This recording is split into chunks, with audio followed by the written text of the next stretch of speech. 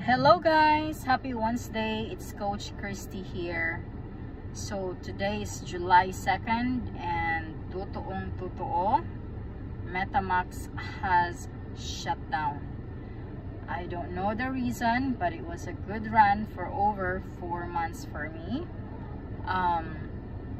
Hindi talaga ako nag-i-invite ng marami. I had 15 direct numbers and new people, only a few from my Live Good family, and I lost a lot for sure, and I don't know where to start yet, but yun na yun, nangyari na. It's a good lesson for all of us, but we're still alive, so we have to keep going and keep learning. And I'm still with Live Good. I'm still with the other companies, and I got new company today, and I'm still gonna continue to find the blessing. Hindi ako hihinto. So ang sa akin lang ngayon, sa mga taong nabiktima, over 600,000 people across the globe, I hope you guys are going to accept it. I know it's gonna take time, it's gonna be hard, but all together, let us ask God for blessing and guidance na we can overcome this. And to my members, I'm so sorry.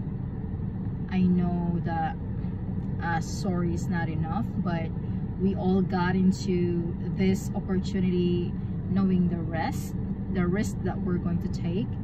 I took a really big risk here. A lot of money is gone, so I don't blame my upline, I don't blame anyone. I accept it, I flow with it. There is a lesson that God is trying to teach me, teach all of us. Let's focus on that, and let's ask for enlightenment, and may we discover what the lesson is, and hopefully when we do some investments in the future, we will be more careful. So it's just money. Some people are gonna lost their houses, their cars, whatever, their lands, you know, and hopefully they can recover. That's all I could say, kasi lahat naman tayo pumapasok sa negosyo dahil gusto nating kumita, lalo na ngayon ang mahal ng mga bilihin. So hindi natin ma-blame yung isa't isa. Wala tayong pwede i-blame. Hindi natin pwede ma-blame si God, yung mga uplines natin, yung mga kasamahan natin, kundi yung sariling judgment lang natin. Bakit tayo sumali? Bakit ako naglagay ng napakalaking pera? Yun. So sa akin, I'm moving forward, and I'm grateful that I am alive. Medyo masikip pa yung dibdib ko, but God has a way of doing things, and His will must be done, not our will. So nagpapasalamat ako sa Live Good, nagpapasalamat ako sa MetaMask community. Kahit napalpak, I'm still grateful kasi kasama ko kayong lahat sa Live Good, and Live Good is still here. Live Good is legit. Medyo mabagal pero sure. So I'm with Live Good for over a year now, and I am continuously making money every month. Kahit na may nalalaglag sa team ko, andito pa rin ako. I'm still here. And kung gusto kayong bumalik sa Live Good, balik lang kayo sa Live Good.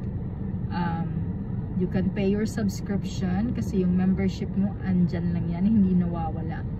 So balik kayo anytime guys, and there's more opportunities out there but be careful. Again, be careful. So, sa mga kasamahan ko, thank you so much.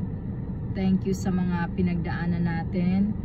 I'm here in Northern Cebu, Philippines. It's a beautiful, beautiful day.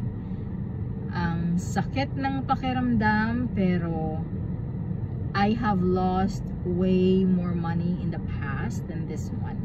So, lagi kong iniisip na yung challenges na bibigay ni Lord sa atin kasi gaano siya kalaki, ganyan kakatapang. It is an equal opposite. So, binigyan ka ni Lord ng ganyan kalaking problema ng pagsubok kasi ganyan ka kalakas.